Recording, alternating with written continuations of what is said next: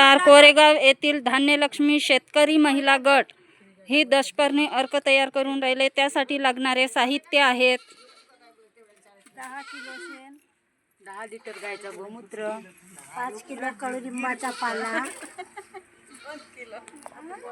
2 kilo सीताफळाचा पाला, 2 kilo पपईचा पाला, 2 किलो गिरीपुष्पाचा पाला, 2 किलो अडुसाचा पाला, अद्रकचा ठेचा, सदा पावलेचा पाला, 2 किलो मिरचीचा ठेचा, रुईचा 2 किलो पाला,